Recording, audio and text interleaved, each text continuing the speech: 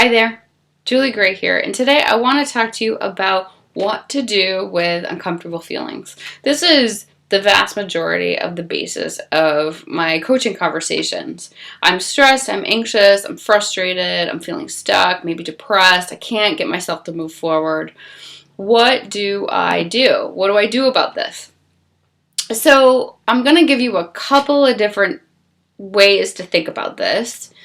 And we're going to do it quickly. So feel free to comment, subscribe to this channel. You're going to get more as more videos come. We're going to continue to look at this in a deeper way. How we've been taught to deal with uncomfortable feelings, or part of our cultural conditioning, is one way is to really think about it, is to really kind of get into it, analyze it, process it, pull it apart, like what's really going on here. Let's get to the root of the feeling. And the goal is, like, if you get down to it enough, it might eradicate the feeling. It might let it go away. Another way that we've conditioned ourselves to deal with uncomfortable feelings is by avoidance, right? So maybe we don't want to ruminate. Maybe we don't want to analyze. So we just distract ourselves or avoid the feeling entirely via food, drink, video games, exercise, overworking, whatever it might be, right? I've done them, and they're all really, it's common. It's really common. We don't even half the time know that that's what we're doing when we're in avoidance. So here's the core principle to highlight, and then from there I'll explain a different way that you can navigate uncomfortable feelings that, frankly, is far more easy and makes more logical sense. What I want you to see is that thought and feeling are happening together. Moment by moment by moment by moment by moment.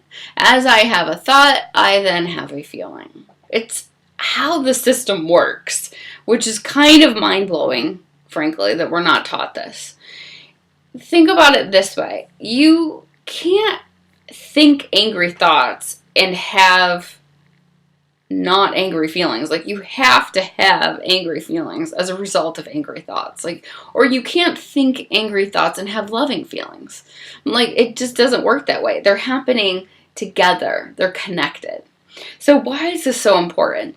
As we start to see, thought is the basis of our feeling, not reality. But what we're thinking about reality in any moment, in that particular moment, that's what we're feeling. So I'll say that again. Out there in the world, we're taught that somebody or some circumstance or something out there, a deadline, a project, a frustrating boss, whatever it is, has the ability to create a feeling in you. And this isn't actually true, because thought, our thinking, has to be involved in every moment. You can't have an experience without your own thinking being involved. So every experience that you have is flowing through your own thinking. Therefore, how you're feeling in any moment is actually a byproduct of how you're thinking in any moment, not the actual external reality. Let me put it to you in an analogy, which is sometimes easier to kind of grasp. You can think about thoughts and feelings flowing through us like the weather, right? Sometimes it's sunny, sometimes it's cloudy, sometimes I don't care that it's sunny out. Sometimes I love that it's sunny out. Sometimes I am sad and quiet when it's rainy. Sometimes I love it. It's cozy and comfortable and I can snuggle in. I don't know what dictates how I feel about certain weather. And it is the same exact thing that's happening with thinking. Sometimes we have a particular response to thought or to a certain situation. Sometimes we have a totally different one. It's a perfect example to highlight the fact that we're feeling thought 100% of the time. We're not actually feeling reality. What happens when we have an uncomfortable feeling is we dive headlong into more thinking or more avoidance.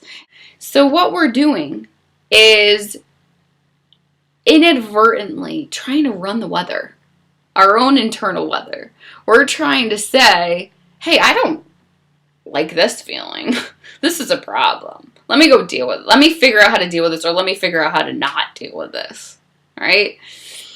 And it's kind of like going outside and like demanding the weather to change, or like avoiding life until the weather changes. And what we're missing, right, is the fact that, like, it sounds funny to do that because we logically understand the weather's going to change. That's just what it's built for. That's the design. And it's the exact same thing with our thoughts and feelings. The weather's going to change. And yet we grab on and we think, no, we have to be the ones that make it change. We don't. We actually don't. And that's what's so cool. As we start to see more and more and more that thought and feeling are 100% connected all the time. We're only ever feeling thought. We don't have to worry so much about what we're feeling. We don't have to make it wrong that we're feeling bad or down or anything, because we know the weather is moving through.